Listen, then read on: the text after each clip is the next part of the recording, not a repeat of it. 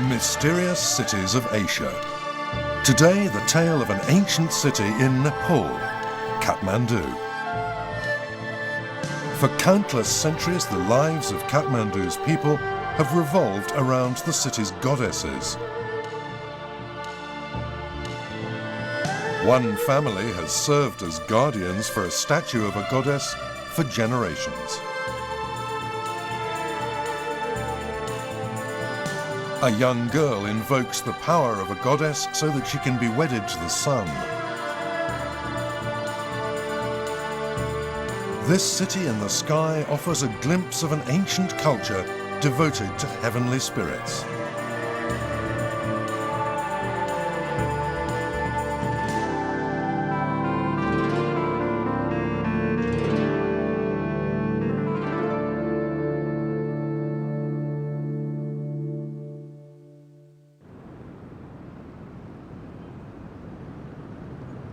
The Himalayas tower 8,000 meters and more above sea level. Kathmandu, the capital of Nepal, is an ancient city nestled high up among these mighty peaks. For 2,000 years, Kathmandu has flourished as a stopover along the trading route to China and India. Today, 1.4 million people live in the Kathmandu basin.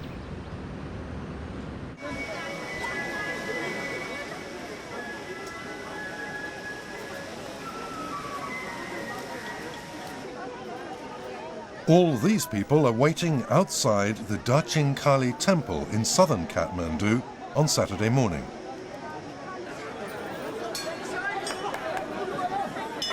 They have come to make offerings to the goddess enshrined here.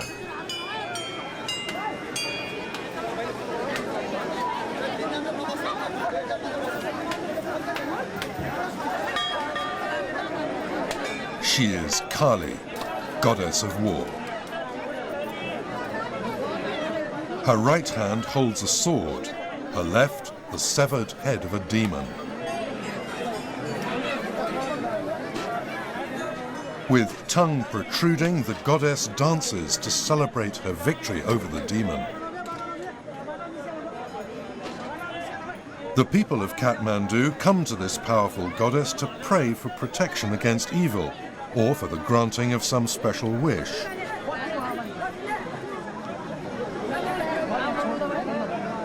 In Kathmandu, there are thousands of temples dedicated to a huge variety of goddesses. From India came spices, condiments and tea. Rock salt and gold came over the Himalayas from Tibet. An astonishing variety of goods have flowed through the city over the centuries.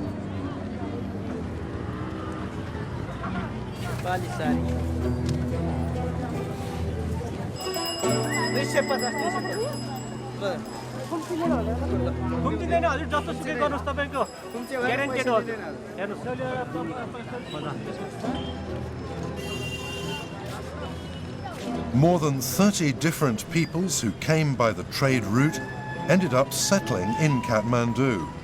Devotion to the goddesses of the city produced a common culture beyond the ethnic and cultural differences they brought with them. People buy pictures of the goddesses at market stalls along the trade road.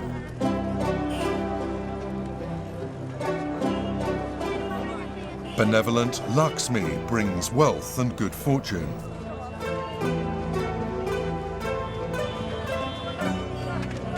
Durga takes away illness and misfortune.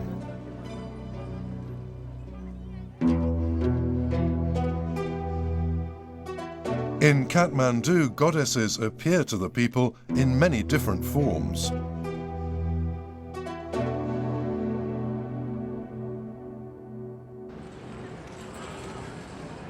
One shows herself in human form, appearing as a young girl, the living goddess Kumari.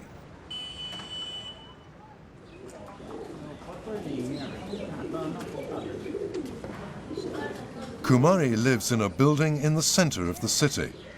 For 1,000 years, this goddess has been worshipped as the guardian deity of Nepal's royal family. Within the sacred precincts, the human Kumari performs the goddess's ceremonial functions.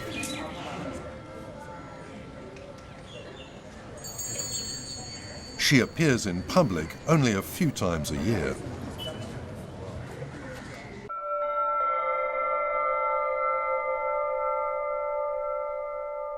This is the old royal palace in central Kathmandu.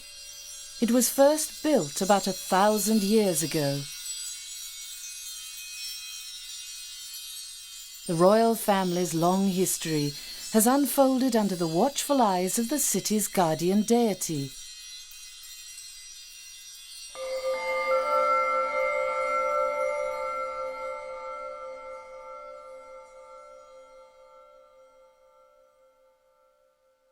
A legend is told about the founding of the city.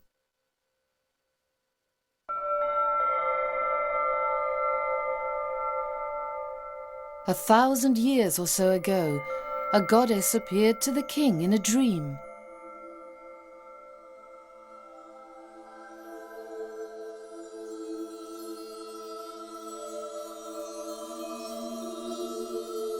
The legend says that she carried a sword.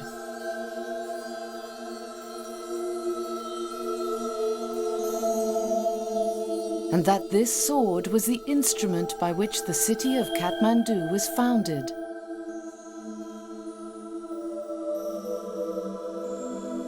The Basa Vamsavali, chronicle of the reigns of Kathmandu's kings, records the words that the goddess spoke to the king in his dream.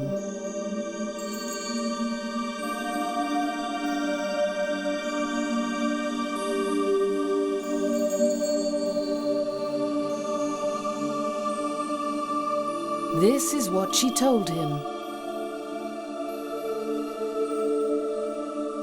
You must build a city, O king, in this splendid and special place.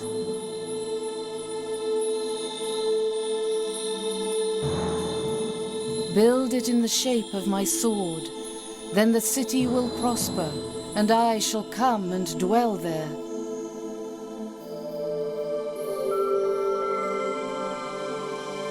How did the king put the goddess's words into effect? Legend and history can help us reconstruct the tale.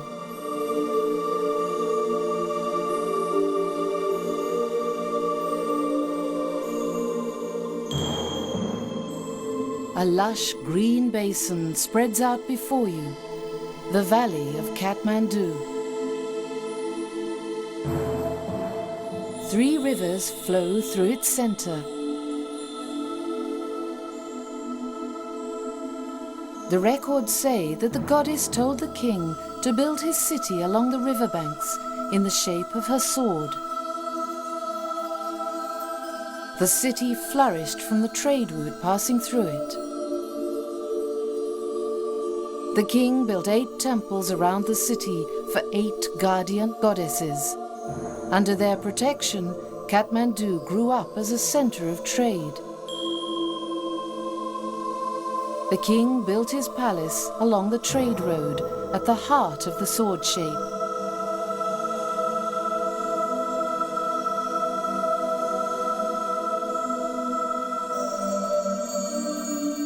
And it's still there today, more than 1,000 years later.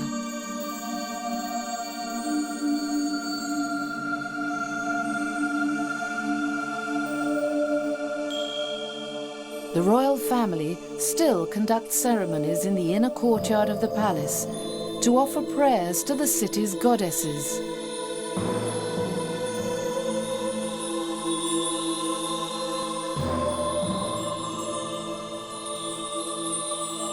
The old palace is built of brick, decorated with intricate carvings in wood.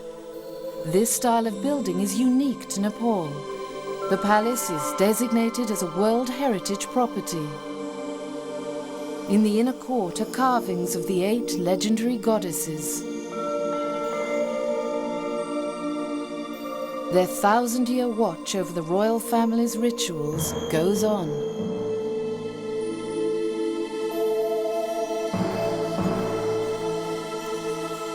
The old palace is not just a residence for the royal family, but also a shrine devoted to the goddesses.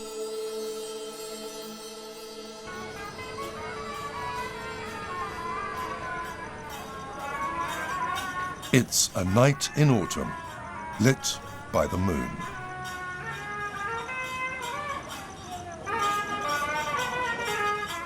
The living goddess Kumari appears, and people throng around her.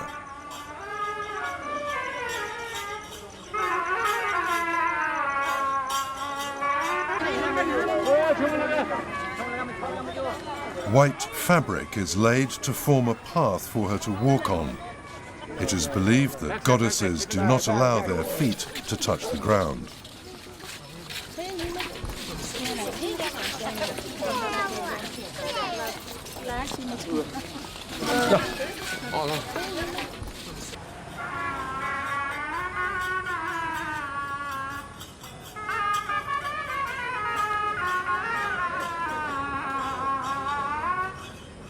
Kumari makes her way to the square before the royal palace to bless the citizens. Royal Kumari.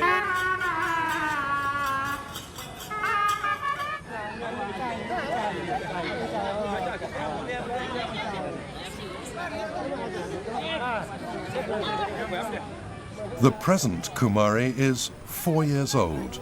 She was chosen just under a year ago. For generations, Kumari has been chosen from the Sakya family line.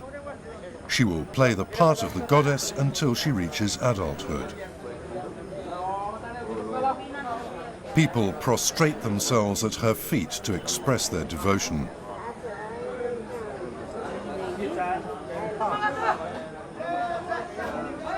To be chosen as Kumari, she must have an astrological affinity with the king. She must also be able to retain her composure, even when confronted with the severed head of a water buffalo.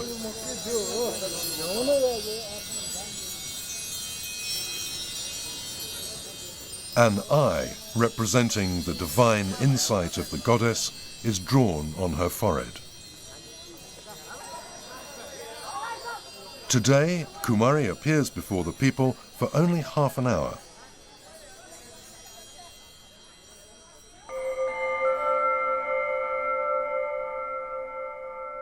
Then she withdraws once again to the house of the goddess.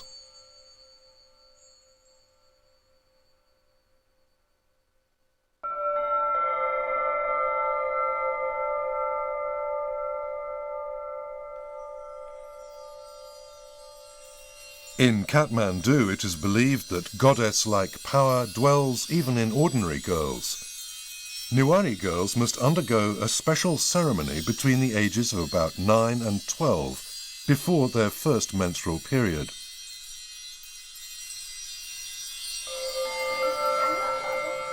In order to become adult women, the girls are confined to a room for 12 days and nights.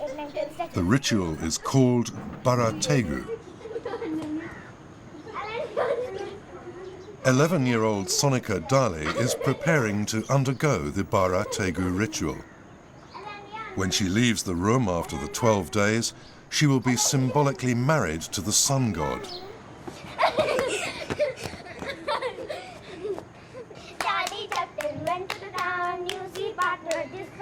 It is believed that this marriage to the sun will enable the girl's body to bear children.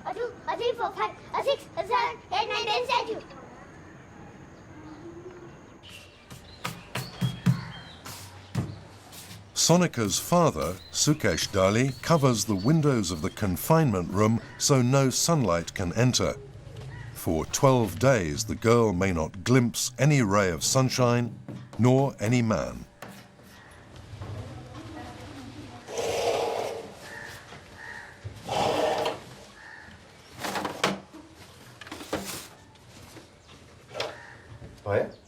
She is also prohibited from seeing her own image in a mirror.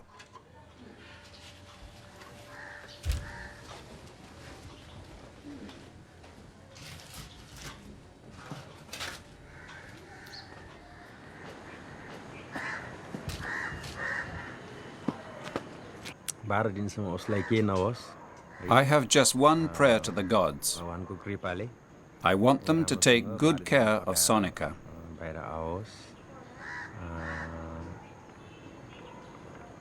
I want them to look after her so that she doesn't fall ill during the 12 days. Sonika lives with her parents, grandparents and other relatives. Before her confinement, she receives instruction from her mother and grandmother.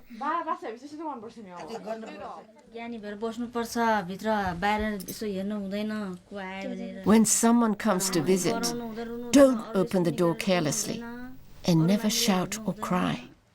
Remember to be quiet and well behaved. After consulting a horoscope, it is decided that Sonika will enter the room at 10:30 p.m.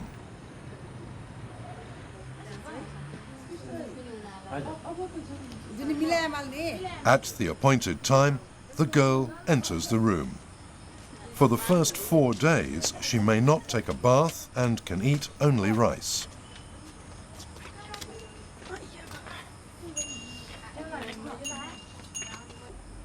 Filming was permitted on the condition that no camera operator should enter the room.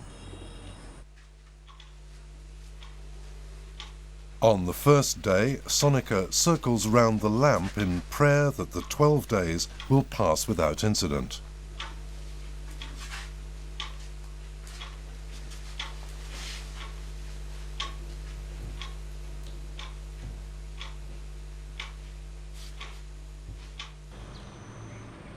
It's now the 4th day since Sonika entered the room.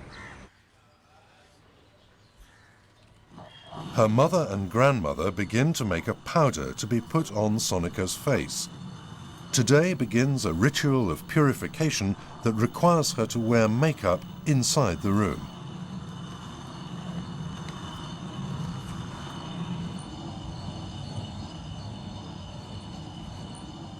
The face powder is made of dried rice and herbs.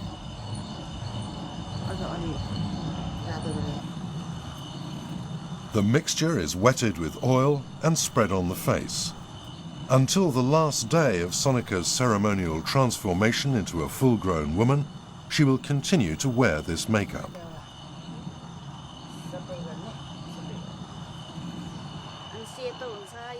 It whitens and beautifies the skin. In the old days, people used this powder as makeup. The ceremony of Barategu is an essential step in becoming an adult. It's an opportunity to teach Sonika how to behave as a full-grown woman. From this day on, the women of the family take cosmetics and delicacies into the room every day.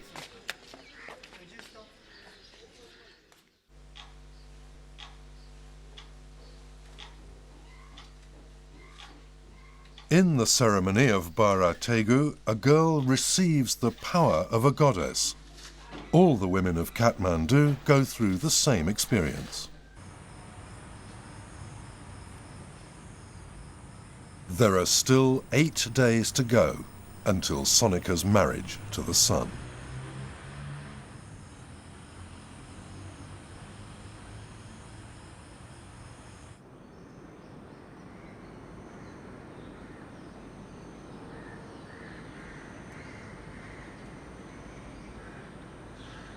Kathmandu nestles in the foothills of the Himalayas.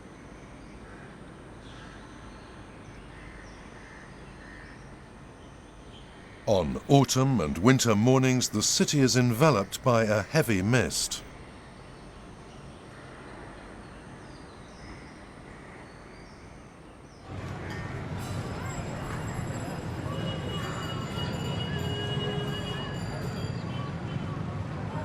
As you head towards the city centre along the trade road, a bustling plaza comes into view. This is Asan Square.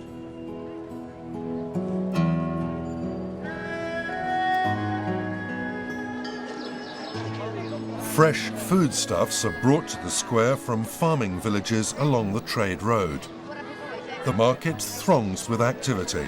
The stalls sell fresh vegetables, grain, fish from the rivers, and other foods.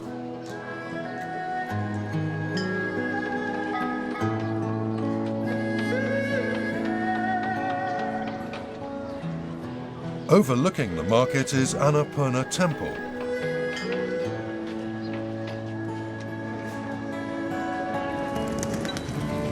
The goddess enshrined here is believed to grant plentiful harvests.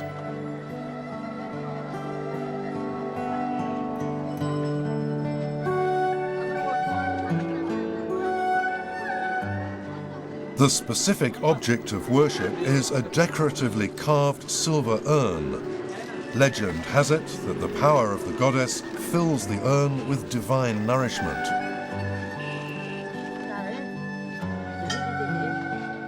Both Buddhists and Hindus pray to the goddess, transcending their religious differences.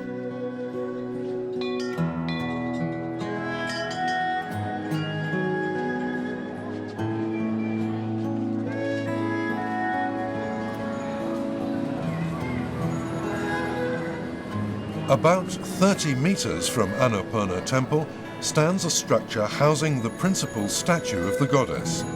It is called the God House. In Kathmandu, every important temple has its own God House with a statue that serves as the object of worship.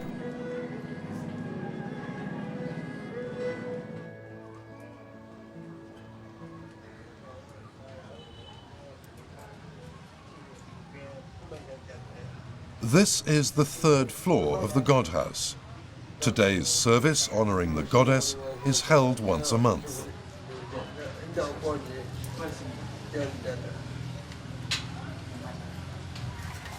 Gathered here are members of the Mahajan family. For generations, they have looked after the statue and performed agricultural rites for the royal family.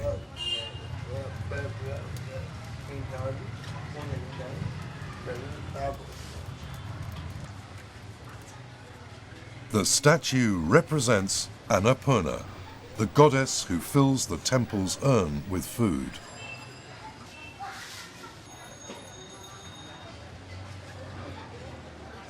Her sword vanquishes evil spirits and symbolizes her power to bestow an abundant harvest.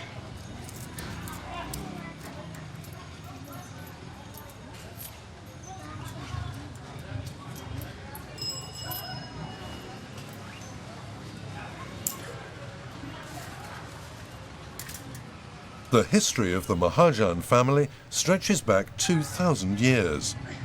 As one of the oldest families in Kathmandu, they have performed ceremonies honoring the goddess for generations. The goddess is truly great. She's like a mother to us all. Serving her makes our family special. We live our lives as an offering to the goddess.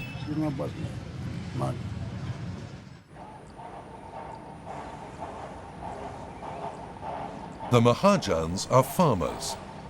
From long ago, the royal family provided them with land to work so that they could make a living while continuing to serve as guardians for the sacred statue.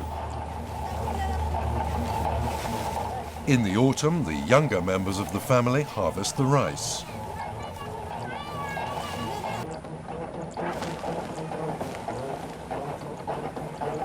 Ramesh Mahajan is 33. He is the son of the family head, Machabai Mahajan. He plays a central part in the rituals by which the family protects the goddess.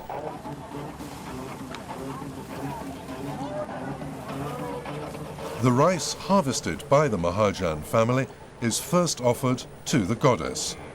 The people of Kathmandu regard this rice as sacred.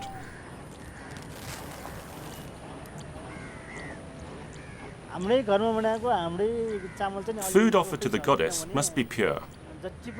Food made with our own hands.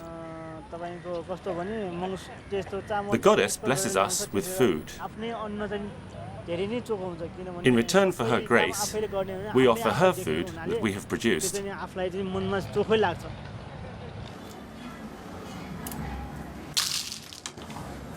The very first rice to be harvested is used for a special ceremony. It is a purification ritual before the rice is offered to the goddess. The family head, Machabai, is 81 years old. His son Ramesh has now taken on the job of leading the family's rituals, following in the footsteps of his father.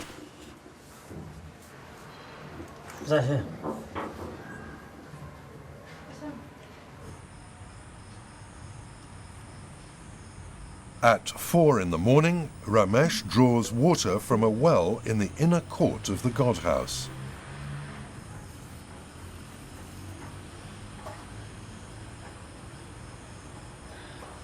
This well has been in daily use for 400 years.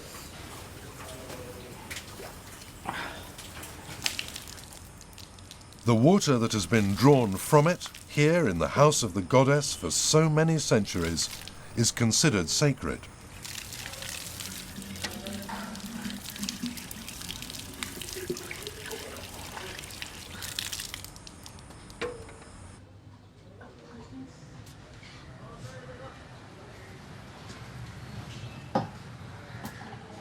The Mahajan family take turns sleeping at the god house each night.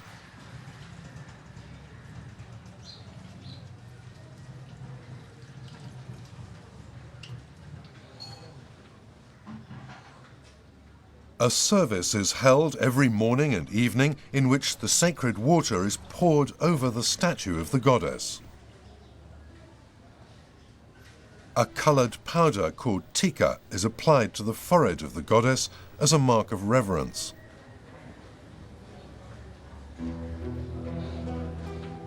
In the morning, a sugary confection is placed in her mouth. It is the goddess's favourite breakfast food.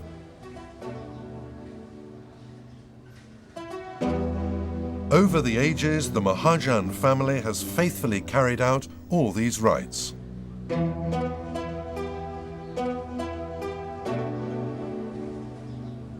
This statue of the goddess is made of bronze. No one knows how old it is, but its face has been worn away by the daily rituals.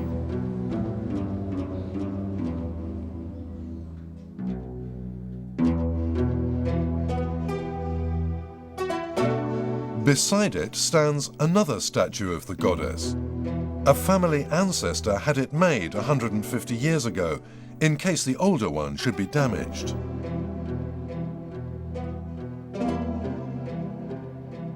The Mahajans have crafted and cared for the goddess's statues for many generations.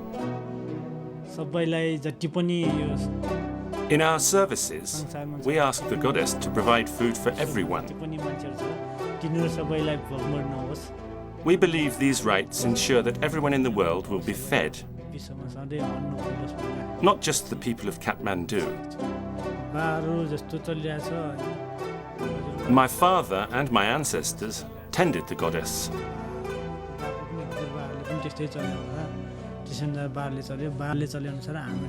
That is a source of great family pride. So I too want to continue serving her.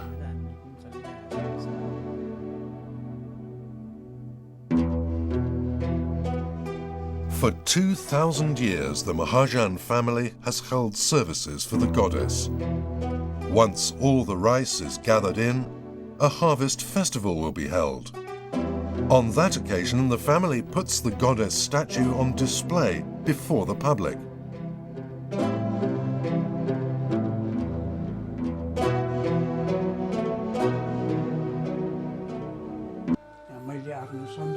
They were given to me on the 13th day after his death.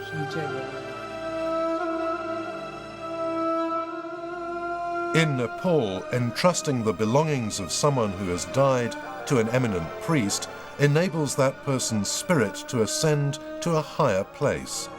That's why Pandi was given these items by the royal household.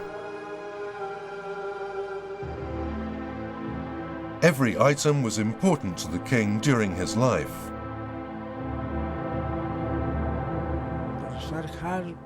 If I were to die, only my family would be sad. But when King Birendra died, 20 million Nepalese mourned his passing. Many people expressed their grief visibly. They wept openly. If such a thing were possible, I would have died in his place.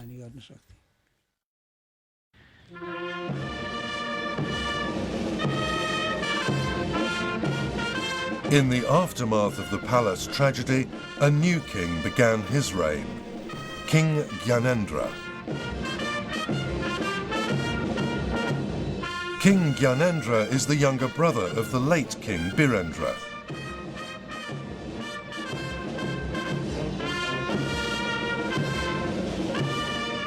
He ascended the throne to become the 12th king of the Shah dynasty.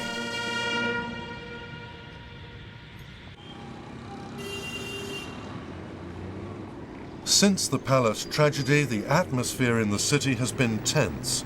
As soon as the new king assumed his duties, his palace was besieged by citizens demanding to know the truth about what had happened. Furthermore, Maoist guerrillas in the mountains, who want the monarchy abolished, continued their attacks, spreading unrest among the people of Nepal.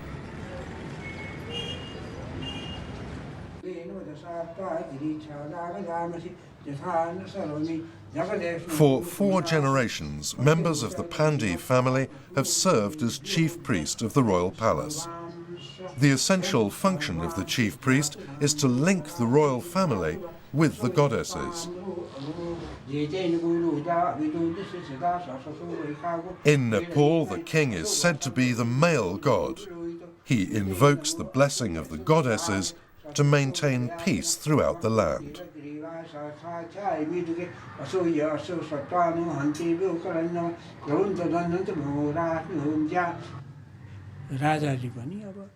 The king must worship the goddesses. Without the blessing of the goddesses, he cannot hold power. The power of the goddesses is immense. A human being must have both right and left halves to be a complete person. Likewise, for the gods, both female and male are needed to make their power complete.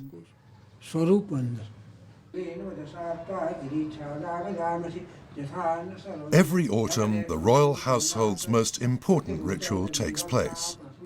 Pandi prays to the goddesses that this first ceremony to be held under the new king will be a success.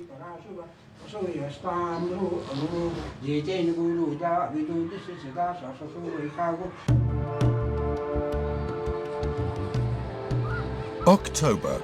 The harvest has been gathered in. The year's biggest festival, called Dasain, is about to begin. Its purpose is to thank the goddesses for the abundant crops.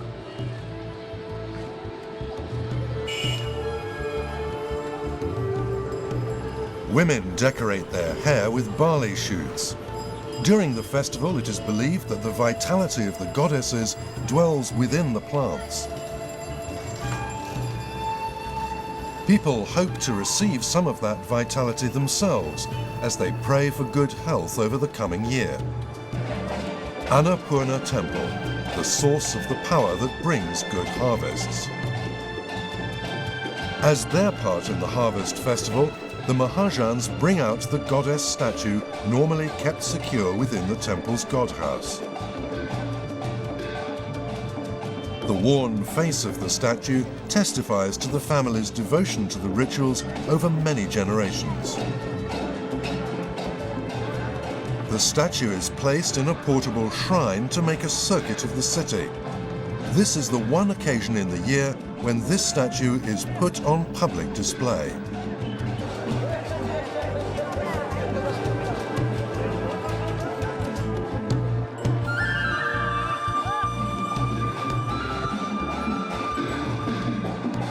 People wanting to make offerings throng the statue's route.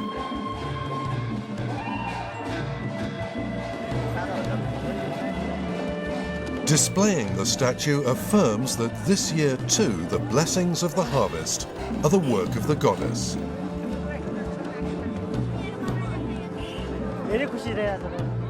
I am very happy. We have done our family's duty exactly as required. I feel sure the goddess is also pleased. Things went well again this year. And this has made my desire to carry on the traditions of my ancestors even stronger.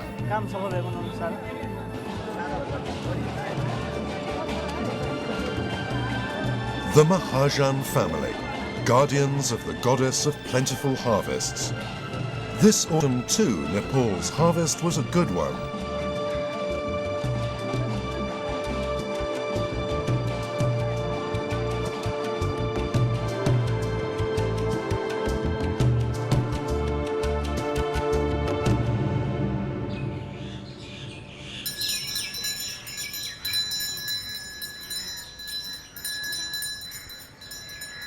This is the house of Ramesh Prasad Pandey, the chief priest of the royal palace. During the Dasain festival, Pandey performs sacred rites in the garden of his house.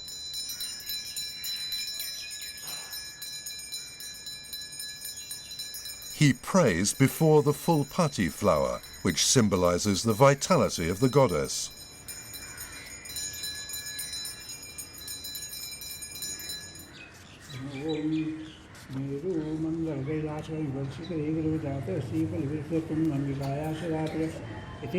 First, he calls on the goddesses by reading mantras.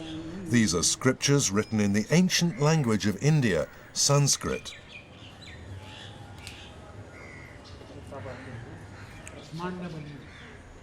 Then, calling on the power of the goddesses, he takes a melon and chops it in half. The melon represents evil. He prays that no misfortune will befall the royal family.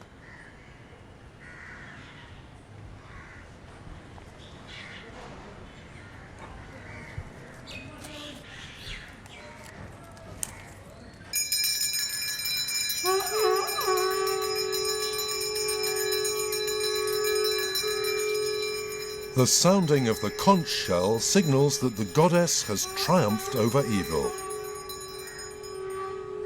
Every member of the Pandey family must participate in the household ceremony.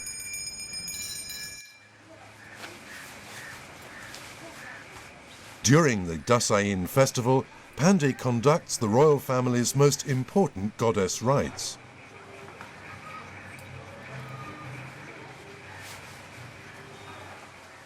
Pandey is coming up to retirement. He has served as chief priest for 18 years. Pandey will be presiding over his very last Dasain.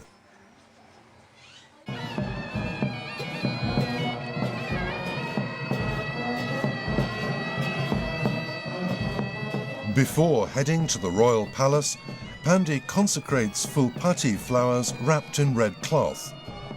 It is the beginning of a ritual that invokes the goddess's vital powers to pray for the peace of the nation.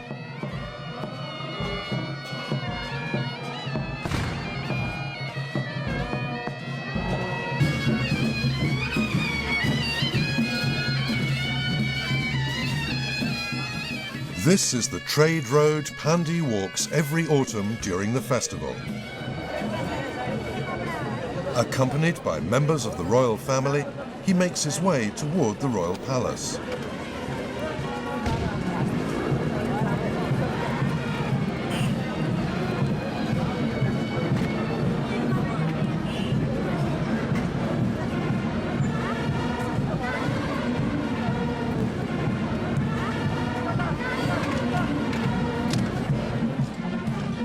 As he goes, he prays for the goddesses to bless the people and their new king.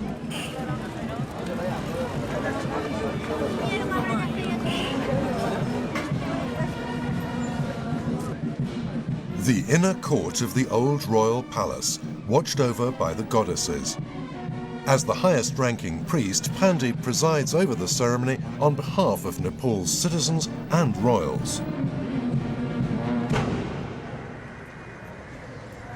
Pandey has composed his own mantra for the occasion. Its words are a prayer directed to the goddesses.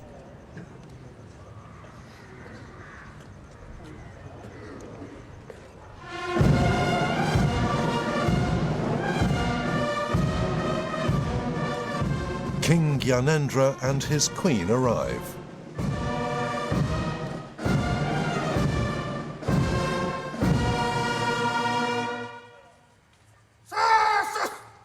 The king is dressed in a military uniform to receive the goddess's power.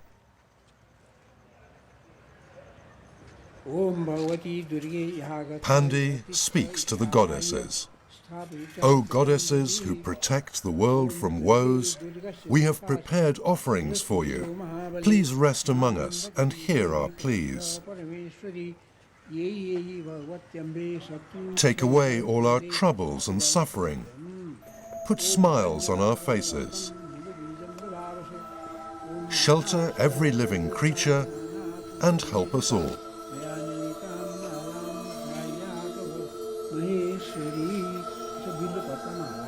O Goddess, we dedicate all we have to you. We ask these things with sincere hearts.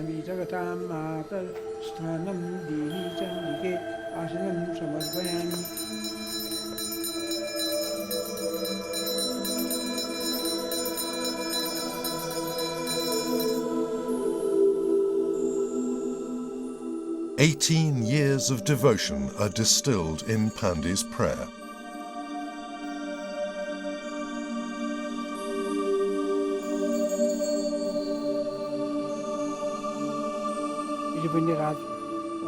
I prayed to the goddess with all my heart. I sought happiness for the new king and also for the people of Nepal. I asked for the royal family and the people of Nepal to be blessed. We have to move on. That is our only thought now.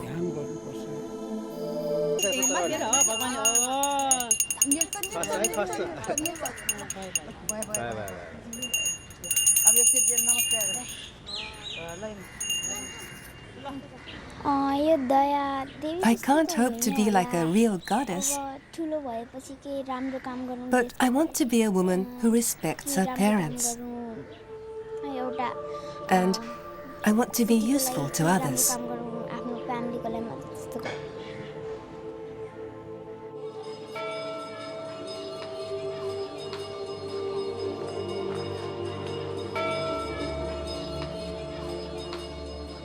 November.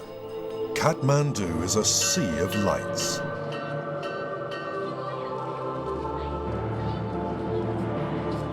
This is the season when the benevolent goddess Lakshmi is said to visit the city.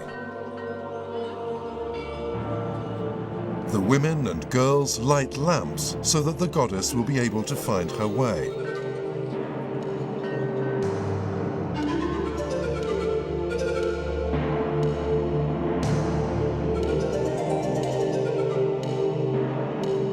Lakshmi is the very symbol of womanhood, the goddess who brings forth all life.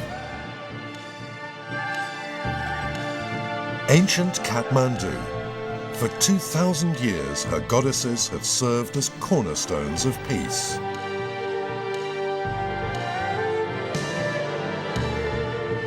And with every day's prayers, her citizens bring their lofty city a little closer to heaven.